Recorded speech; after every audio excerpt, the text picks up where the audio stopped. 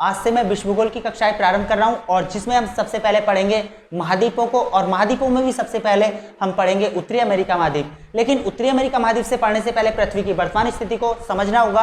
पृथ्वी की वर्तमान स्थिति में देखा जाए तो 7 महाद्वीप और 5 महासागरों से संपूर्ण पृथ्वी निर्मित है, जिसमें 7 महाद्वीपों का क्रम इस प्रकार है। सबसे बड़ा महाद्वीप एशिया महाद्वीप, दूसरा अफ्रीका महाद्वीप, तीसरा उत्तरी अमेरिका महाद्वीप, चौथा दक्षिण अमेरिका महाद्वीप, पांचवा अंटार्कटिका महाद्वीप, छठा यूरोप महाद्वीप और सातवां ऑस्ट्रेलिया महाद्वीप। तो इस प्रकार सबसे बड़ा महाद्वीप एशिया महाद्वीप और सबसे छोटा महाद्वीप ऑस्ट्रेलिया महाद्वीप। 5 महासागरों की बात करें तो 5 महासागरों में सबसे बड़ा महासागर प्रशांत महासागर, दूसरा अटलांटिक महासागर, तीसरा हिंद महासागर, चौथा दक्षिणी महासागर और पांचवा आर्कटिक महासागर। लेकिन जर्मन भूगर्भ शास्त्री थे, उन्होंने बताया कि जो आज 7 महाद्वीपों में दिखाई देता है, जो भूखंड आज 7 महाद्वीपों में दिखाई देता है, वो आज से लगभग 32 करोड़ वर्ष पूर्व एक भूखंड से जुड़ा हुआ था, जिसको सम्मिलित रूप से पैंजिया कहा जाता था।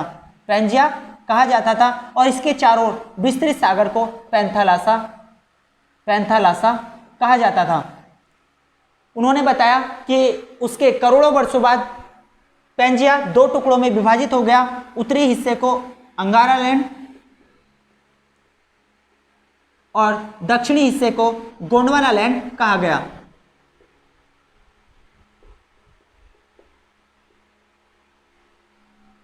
उन्होंने बताया कि अंगारा लैंड से 3 महाद्वीपों की उत्पत्ति हुई, जिसमें एशिया, यूरोप और उत्तरी अमेरिका महाद्वीप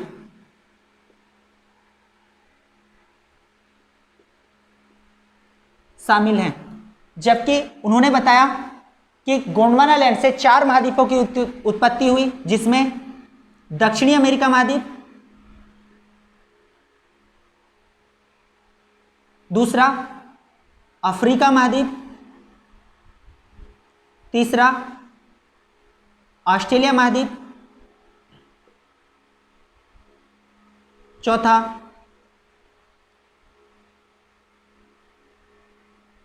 अंटार्कटिक महाद्वीप।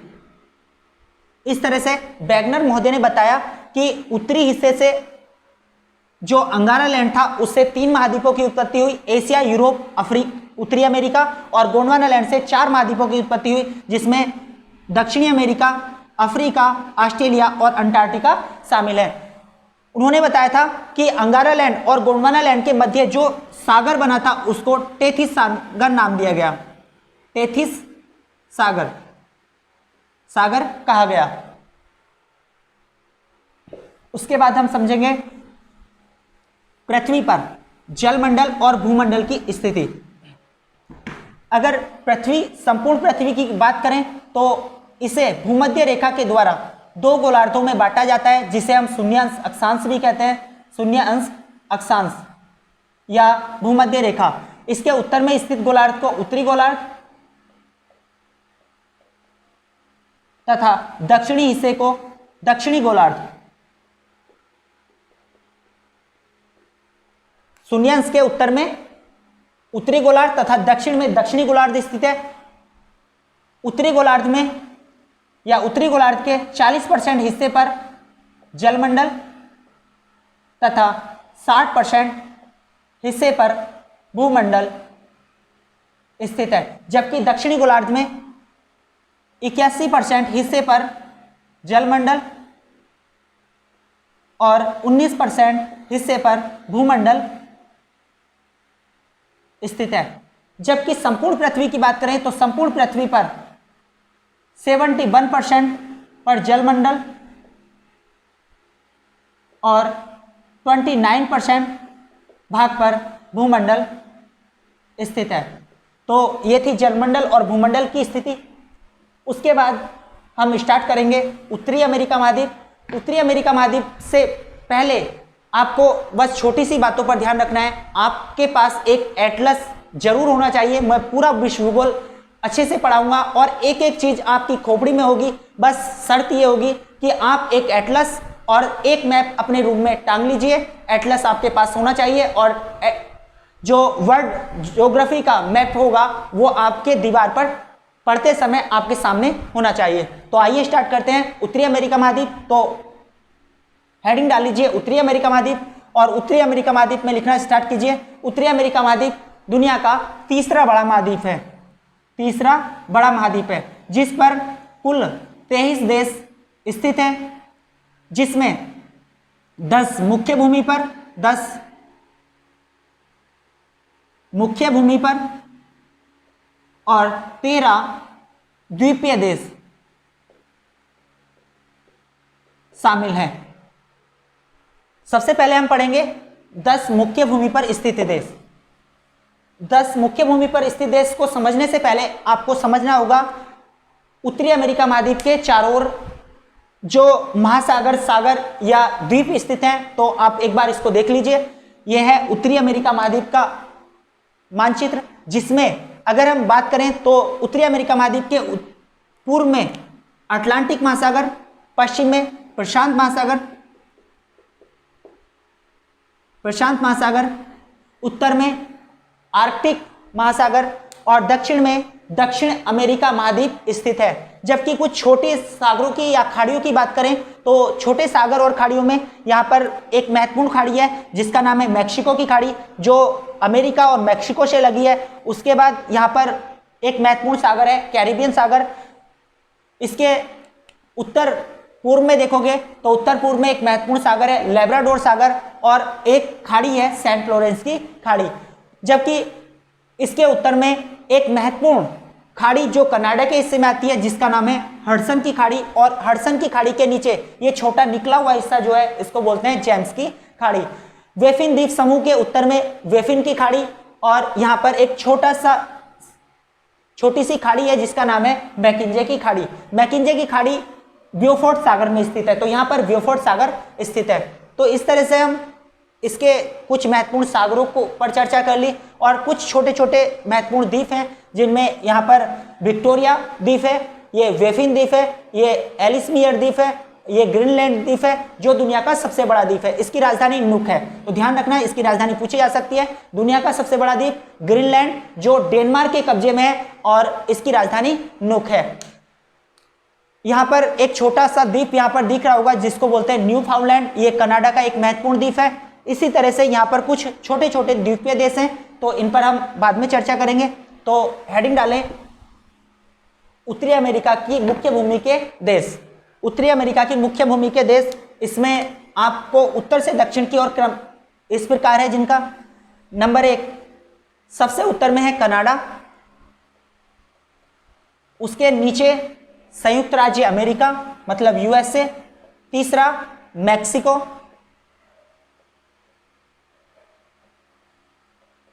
मैक्सिको, चौथा यहां पर छोटा सा देश है ये ग्वाटेमाला से उत्तर में लगा हुआ है वेलीज, पांचवा देश है वेलीज। छठा देश यहां पर ये छोटा सा देश है, इसका नाम है एल सल्वाडोर, और एल सल्वाडोर के दक्षिण में है होंडुरस।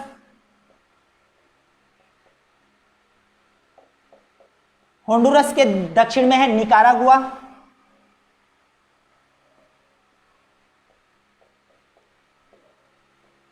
और निकारागुआ के दक्षिण में है कोस्टरिका,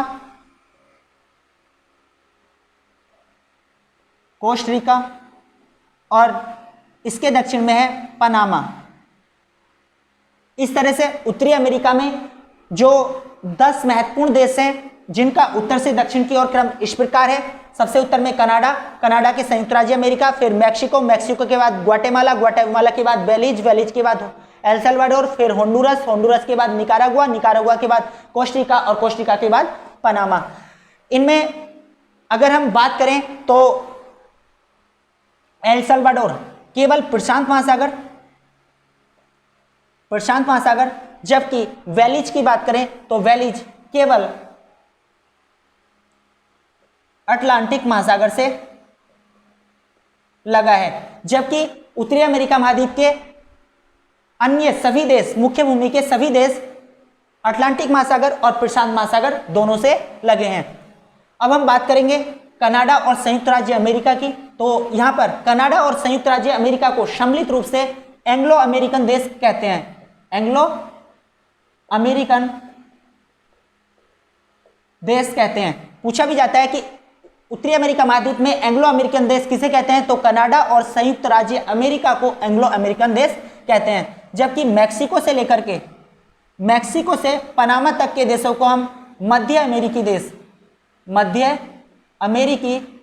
देश कहते हैं। और ग्वाटेमाला से लेकर के पनामा तक के देशों को हम केंद्रीय अमेरिकी देश कहते हैं। केंद्रीय अमेरिकी देश कहते हैं। जबकि एक आपने सुना होगा लैटिन अमेरिकी देश, लैटिन अमेरिकी देश। तो कभी सोचा है कि लैटिन अमेरिकी देश में कौन कौन से देश शामिल होंगे, तो आपको ध्यान रखना है जो केंद्रीय अमेरिकी देश हैं, ग्वाटेमाला से लेकर के पनामा तक, और दक्षिण अमेरिका महाद्वीप के 13 देश को सम्मिलित रूप से लैटिन अमेरिकी देश कहते हैं। अर्थात कहोगे कि ग्वाटेमाला से वेलीज तक, ग्वाटेमाला से पनामा तक, और दक्षिण अमेरिका महाद्वीप के 13 देशों को सम्मिलित रूप से लैटिन अमेरिकी देश कहते हैं। तो आपको कुछ महत्वपूर्ण देशों पर चर्चा की और आपको इन्हें बार बार मैप में देखना है। इस तरह से आपको पूरी तरह से लोकेशन याद हो जाएगी और कभी भी किसी भी स्तर का अमेरिका पर जिक्र आता है तो तुरंत फोकस यहां पर जाएगा कि अमेरिका वहां पर है। बेलीज की बात आएगी तो बेलीज पर ध्यान जाएगा। तो इस तरह से मैपिंग सेक्शन अगर आप अच्छे से तैयार कर लेते हो तो वर्ल्ड की हर चीज को अच्छे से समझने में सक्षम हो जाओगे।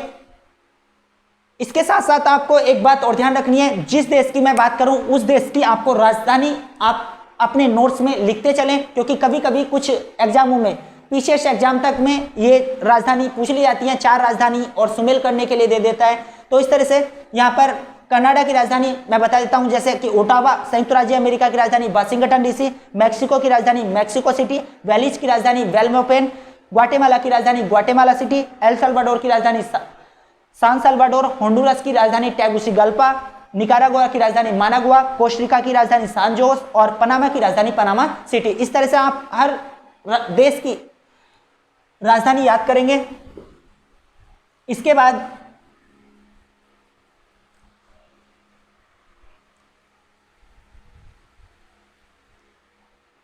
बाद हम पढ़ेंगे उत्तरी अमेरिका महाद्वीप में से गुजरने वाली कुछ महत्वपूर्ण रेखाएं। तो उत्तरी अमेरिका महाद्वीप से गुजरने वाली कुछ महत्वपूर्ण रेखाओं में सबसे पहले, इन्हें समझने से पहले हम पृथ्वी पर अक्षांश और देशांतर समझना होगा। तो पृथ्वी पर जो पूर्व से पश्चिम की ओर या पश्चिम से पूर्व की ओर महत्वपूर्ण रेखाएं होती हैं उनको कहते हैं हम अक्षांश रेखा। और जो रेखाएं उत्तर से दक्षिण की ओर अर्थात ऊर्ध्वाधर खींची जाती हैं उनको कहते हैं हम देशांतर रेखाएं। तो ये है अक्षांश रेखा, और ये वाली होती हैं जो उत्तर से दक्षिण की ओर या ऊर्ध्वाधर खींची जाती हैं, इनको कहते हैं देशांतर रेखा। अब पृथ्वी पर कुछ महत्वपूर्ण रेखाओं को और समझना होगा। पृथ्वी को जो 2 भागों में विभाजित करती है उसको बोलते हैं हम शून्यांश अक्षांश रेखा या भूमध्य रेखा। और इसके उत्तर में एक महत्वपूर्ण रेखा होती है जो 23.5 अंश नॉर्थ में होती है, जिसको हम कहते हैं कर्क रेखा। और एक महत्वपूर्ण और रेखा होती है जो 66.5 अंश पर होती है, जिसको हम बोलते हैं आर्कटिक वृत्त। जबकि इसी प्रकार दक्षिण में 23.5 अंश पर एक महत्वपूर्ण रेखा होती है जिसको बोलते हैं हम मकर रेखा, और 66.5 अंश पर एक महत्वपूर्ण रेखा होती है जिसको हम कहते हैं अंटार्कटिक वृत्त। तो इस तरह से ये कुछ महत्वपूर्ण रेखाएं, लेकिन इसमें से उत्तरी अमेरिका महाद्वीप में केवल 2 महत्वपूर्ण रेखाएं गुजरती हैं, एक कर्क रेखा और एक आर्कटिक वृत्त। तो हेडिंग डालें आप, कर्क रेखा पर पड़ने वाले उत्तरी अमेरिका के देश। कर्क रेखा पर पड़ने वाले उत्तरी अमेरिका के देश। तो कर्क रेखा पर उत्तरी अमेरिका के केवल 2 देश पड़ते हैं। जैसे आपको ये दिख रही होगी, ये कर्क रेखा है और कर्क रेखा पर 2 देश पहला देश मैक्सिको और दूसरा महत्वपूर्ण देश यहाँ पर देखो, ये क्यूबा से ऊपर गुजरती है, क्यूबा पर नहीं जाती, और यहाँ पर एक महत्वपूर्ण द्वीपीय देश के रूप में पड़ता है जिसको बोलते हैं बहामास। तो पहला है मैक्सिको और दूसरा महत्वपूर्ण देश है बहामास। लेकिन एक क्वेश्चन पूछा जाता है कि उत्तरी अमेरिका की वह राजधानी कौन सी है जो कर्क रेखा के सबसे करीब में स्थित है। तो देख रहे होंगे आप, मैक्सिको की राजधानी काफी दक्षिण में यहां पर है और बहामास की राजधानी जो कर्क रेखा के काफी उत्तर में है। लेकिन कर्क रेखा के सबसे करीबी राजधानी है वो है क्यूबा की राजधानी हवाना। तो इस प्रकार उत्तरी अमेरिका महाद्वीप की वो राजधानी जो कर्क रेखा के सबसे करीब है क्यूबा की राजधानी हवाना। तो लिख लीजिए इस क्वेश्चन को। उसके बाद आपको एक महत्वपूर्ण रेखा समझनी होगी। उत्तरी अमेरिका महाद्वीप से एक महत्वपूर्ण रेखा गुजरती है जिसको हम बोलते हैं 66.5 टन आर्कटिक वृत्त। तो हेडिंग डालें, उत्तरी अमेरिका के वे देश जो आर्कटिक वृत्त पर पड़ते हैं, आर्कटिक वृत्त पर पड़ते हैं। तो आर्कटिक वृत्त पर देखो, यहां पर मैंने अभी अलास्का के बारे में चर्चा नहीं की थी। अलास्का अमेरिका का एक 49वां प्रांत है। तो यहां पर है अमेरिका और अमेरिका का एक प्रांत है यहां पर। यह क्वेश्चन पूछा भी जाता है कि संयुक्त राज्य अमेरिका का मुख्य भूमि पर कौन सा देश है जो संयुक्त राज्य अमेरिका से अलग है। तो अमेरिका से अलग है अलास्का। तो अलास्का से गुजरती है। तो अलास्का, क्योंकि हमसे देश पूछा जाएगा तो यहां पर बताएंगे अमेरिका कि आर्कटिक वृत्त अमेरिका से गुजरता है और दूसरा कनाडा से गुजरता है, कनाडा। तो अमेरिका के अलास्का से गुजरता है ये, अलास्का से। लेकिन कुछ महत्वपूर्ण द्वीप और खाड़ियों से भी गुजरता है। जैसे आर्कटिक वृत्त कहां से गुजरता है, तो सबसे पहले अलास्का, अलास्का के बाद कनाडा, कनाडा के बाद हडसन की खाड़ी, हडसन की खाड़ी के बाद वेफिन द्वीप और वेफिन द्वीप के बाद ग्रीनलैंड। इस तरह से आप पश्चिम से पूरब की ओर क्रमशः लिख लीजिए और नोट्स बनाते चलिए। उसके बाद हम एक महत्वपूर्ण रेखा की बात करेंगे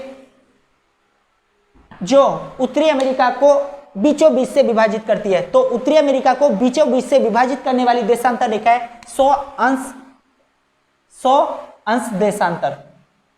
तो क्वेश्चन आता है कि 100 अंश देशांतर किस महाद्वीप को बीचों बीच से विभाजित करती है। तो 100 अंश देशांतर उत्तरी अमेरिका महाद्वीप को बीचों बीच से विभाजित करती है, या इसका उल्टा पूछा जाएगा कि उत्तरी अमेरिका महाद्वीप को कौन सी देशांतर रेखा बीचों बीच से विभाजित करती है। तो 100 अंश देशांतर रेखा इसको बीचों बीच से विभाजित करती है। एक महत्वपूर्ण रेखा और है 49 अंश अक्षांश रेखा। इससे भी काफी बार क्वेश्चन पूछे हैं।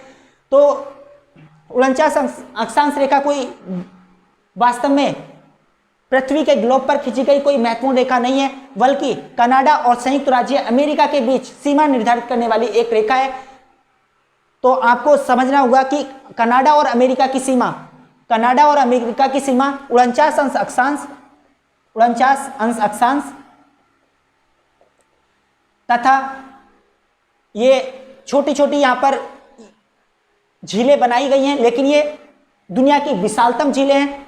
तो इनको 5 झीलों को हम बोलते हैं ग्रेट लेक्स। और उसके बाद यहां से एक खाड़ी, एक यहां पर से नदी गुजरती है जिसको बोलते हैं सेंट लॉरेंस नदी। इस प्रकार कनाडा और संयुक्त राज्य अमेरिका की जो सीमा निर्धारित होती है वो 49 अंश अक्षांश के समांतर 5 या ग्रेट लेक्स झीलें और सेंट लॉरेंस नदी के माध्यम से कनाडा और अमेरिका की सीमा निर्धारित होती है। ये 5 ग्रेट लेक्स झीलें, इनका नाम है, ये सबसे बड़ी जो दिख रही है इसको बोलते हैं सुपीरियर झील, दूसरी मिशिगन झील, तीसरी ह्यूरॉन झील, चौथी ईरी और 5वीं ओंटारियो झील। इसे हम बाद में क्रमशः पढ़ेंगे। बस इतना ध्यान रखें कि उत्तरी अमेरिका महाद्वीप में एक महत्वपूर्ण रेखा है 49 अंश अक्षांश रेखा जो कनाडा और संयुक्त राज्य अमेरिका के बीच है, जो दुनिया की सबसे लंबी शांतिप्रिय रेखा है और 2 देशों के बीच में दुनिया की सबसे लंबी प्राकृतिक रेखा है। उसके बाद हम पढ़ेंगे, यहां तक हमने पढ़ लिया 10 द्वीपों के बारे में, 10 देशों के बारे में, सॉरी। और यहां पर मैंने बताया था कि इसमें 13 द्वीपीय देश भी स्थित है। 13 द्वीपीय देश यहां पर आपको छोटे छोटे देशों के रूप में नजर आ रहे होंगे, जिनमें क्यूबा, जमैका, यहां पर Bahamas, Haiti, Dominican Republican, Puerto आदि महत्वपूर्ण देश हैं। यहां पर छोटे छोटे 13 देश हैं। इन 13 देशों को सम्मिलित रूप से हम कहते हैं वेस्ट इंडीज, वेस्ट इंडीज। तो आपने कभी ध्यान दिया है कि वेस्ट इंडीज एक वास्तव में सिंगल देश नहीं है, बल्कि छोटे छोटे द्वीपों का समूह है, छोटे छोटे द्वीपीय देशों का समूह है। वेस्ट इंडीज वास्तव में उत्तरी अमेरिका महाद्वीप का एक उप क्षेत्र है, जिसमें 13 देश, 13 स्वतंत्र देश और 18 अधिकृत द्वीपीय भाग शामिल है। अधिकृत द्वीपीय क्षेत्र शामिल है। अधिकृत का मतलब होगा यहाँ पर कुछ ऐसे द्वीप हैं जो अमेरिका के कब्जे में, कुछ कनाडा के कब्जे में, कुछ इंग्लैंड के कब्जे में, कुछ फ्रांस के कब्जे में। इस तरह से यहाँ पर वेस्ट इंडीज में 13 स्वतंत्र देश और 18 अधिकृत देश शामिल है। वेस्ट इंडीज पूर्ण रूप से ग्रेटर एंटीलीज पर्वत का भाग है। ग्रेटर एंटीलीज पर्वत का भाग है। इसका मतलब क्या है? जो यहां पर एक चाप के नुमा आकृति दिख रही है, तो यहां पर बताया जाता है कि करोड़ों वर्षों पहले समुद्र में ज्वालामुखी क्रिया हुई होगी और वहां से जो ज्वालामुखी लावा निकला, वहां से समुद्र में कुछ पर्वतों की उत्पत्ति हो गई और उसमें एक महत्वपूर्ण पर्वत था ग्रेटर एंटीलीज पर्वत। तो जो Cuba, Jamaica, Bahamas, Haiti, Dominican Republic, Puerto Rico, ये महत्वपूर्ण देश हैं, सब ग्रेटर एंटीलीज पर्वत के भाग हैं। तो आपको ये देशों के नाम लिखने हैं, इसमें Cuba, Jamaica, Haiti, Dominican Republican, Bahamas, Puerto Rico प्रमुख है। इनके साथ में राजधानी भी याद रखनी है। क्यूबा की राजधानी हवाना, जमैका की राजधानी किंगस्टन, हैती की राजधानी port of Prince, Dominican Republican की राजधानी सेंट डोमिंगो, प्यूर्टो रिको की राजधानी सान जुआन। तो इस तरह से वेस्ट इंडीज के बारे में आपने समझा। अब हम पढ़ेंगे उत्तरी अमेरिका महाद्वीप की महत्वपूर्ण जल संधि।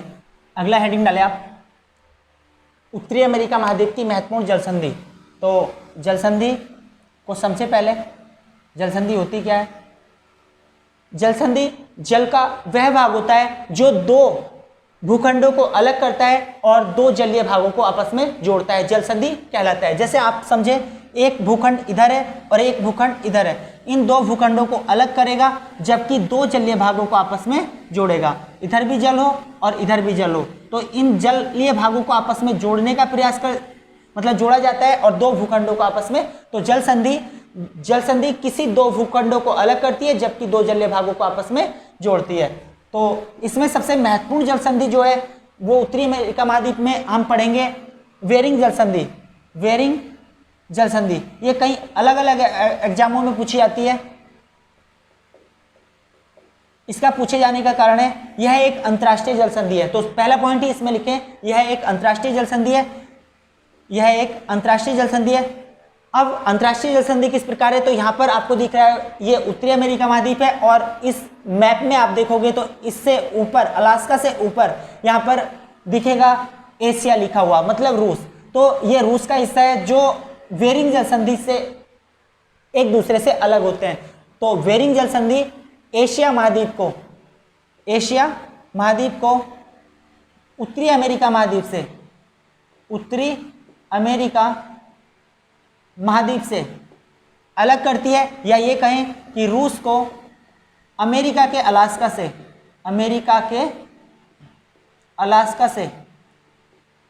अलग करती है। जबकि उत्तर में है आर्कटिक, यहाँ पर आर्कटिक महासागर और नीचे है प्रशांत महासागर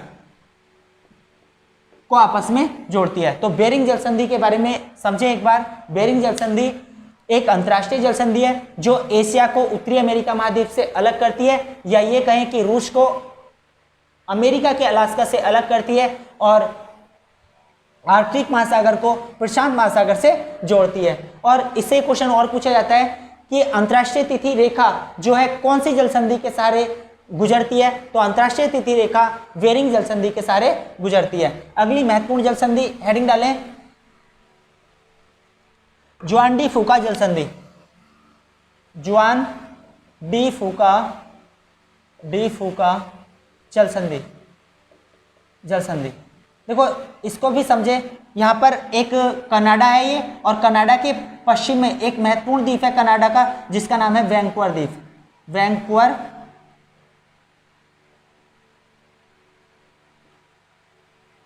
वैंकूवर द्वीप। और वैंकूवर द्वीप कनाडा का ही एक महत्वपूर्ण द्वीप है और इन दोनों के बीच में जो जल संधि है उसी जल संधि का नाम है जुआन डी फूका जल संधि। तो इसको समझे, जुआन डी फूका जल संधि कनाडा के वैंकूवर द्वीप से अलग करती है और यह प्रशांत महासागर की एक महत्वपूर्ण जल संधि है। क्यों? क्योंकि इधर भी प्रशांत महासागर, इधर भी, तो यह एक प्रशांत महासागर की महत्वपूर्ण जल संधि है और कनाडा को कनाडा के वैंकूवर द्वीप से अलग करती है। अगली जल संधि यहाँ पर देखो, एक महत्वपूर्ण जल संधि यहाँ पर मिलेगी, इसका नाम है युकाटन जल संधि। युकाटन जल संधि। तो हेडिंग डालें युकाटन जल संधि। युकाटन जल संधि। युकाटन जल संधि क्या कर रही है? यह भी एक महत्वपूर्ण जल संधि है। यह है मेक्सिको का युकाटन प्रायद्वीप और इधर है क्यूबा देश। तो क्यूबा को युकाटन प्रायद्वीप से अलग करती है, जबकि मेक्सिको की खाड़ी को कैरिबियन सागर से जोड़ती है। मेक्सिको की खाड़ी को कैरिबियन सागर से जोड़ती है। तो बस इसको इतना याद रखें और लिख लें इसको ऐसे ही। उसके बाद यहाँ पर एक महत्वपूर्ण जल संधि यहाँ पर मिलेगी, ये जल संधि है। इस जल संधि का नाम है फ्लोरिडा जल संधि। फ्लोरिडा जल संधि। अब फ्लोरिडा जल संधि के बारे में समझें। फ्लोरिडा, अब यहाँ पर पहले थोड़ा सा समझना होगा, ये एक प्रांत है अमेरिका का जिसका नाम है फ्लोरिडा और नीचे है क्यूबा देश। तो फ्लोरिडा जल संधि हेडिंग डाल लें, फ्लोरिडा जल संधि। फ्लोरिडा जल संधि अमेरिका के फ्लोरिडा प्रायद्वीप को क्यूबा से अलग करती है। तो ऊपर है फ्लोरिडा और नीचे है क्यूबा, इनको एक दूसरे से अलग करती है, जबकि मेक्सिको की खाड़ी को अटलांटिक महासागर से जोड़ती है। तो फ्लोरिडा जल संधि एक महत्वपूर्ण जल संधि है जो अमेरिका के फ्लोरिडा प्रायद्वीप को क्यूबा से अलग करती है, जबकि मेक्सिको की खाड़ी को अटलांटिक महासागर से जोड़ती है। उसके बाद एक महत्वपूर्ण जल संधि यहां पर मिलेगी, ये वाली। इस जल संधि का नाम है, यहां पर लिख रहा हूं मैं, इसका नाम है विंडवार्ड जल संधि। विंडवार्ड जल संधि। तो इसको भी समझे।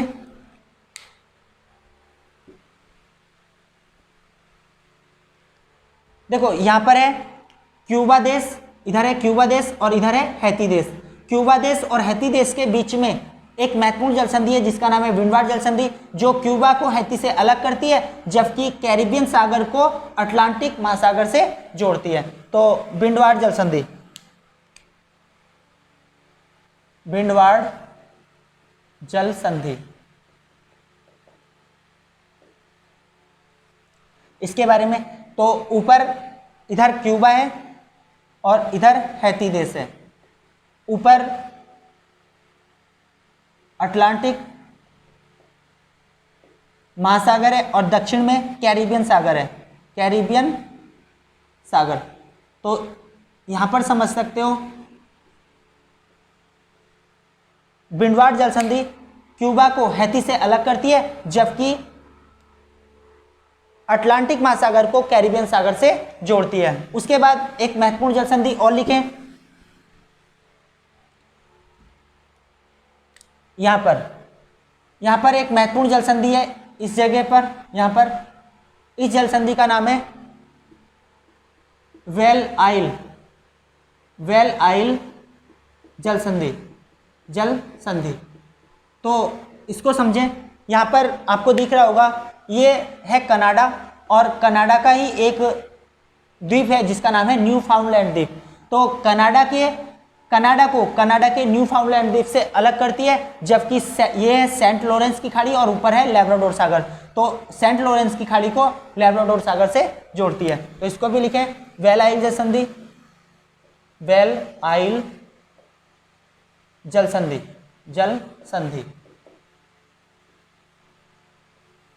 इसको समझें, वेल आइल जल संधि, इधर कनाडा और उस साइड है न्यू फाउंडलैंड।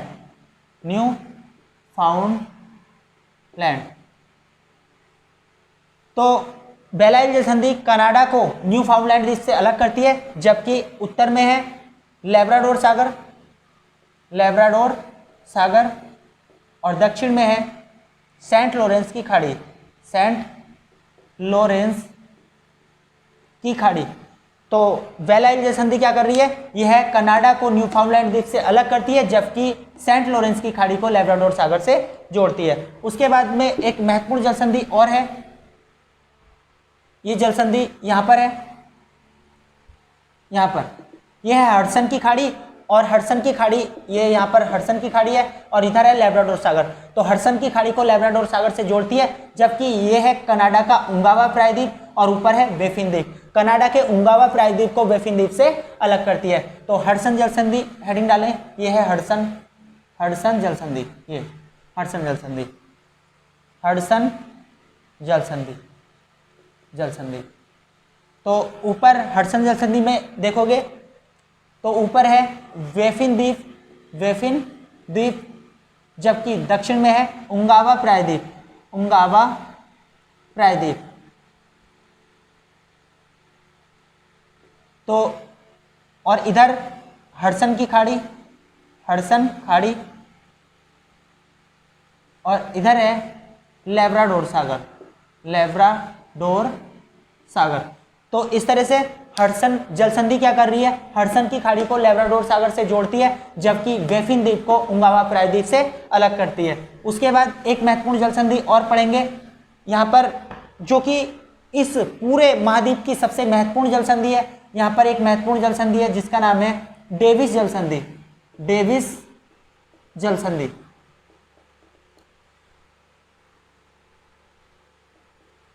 डेविस जल संधि, इसको समझें, डेविस जल संधि ये क्या कर रही है, इसको समझें।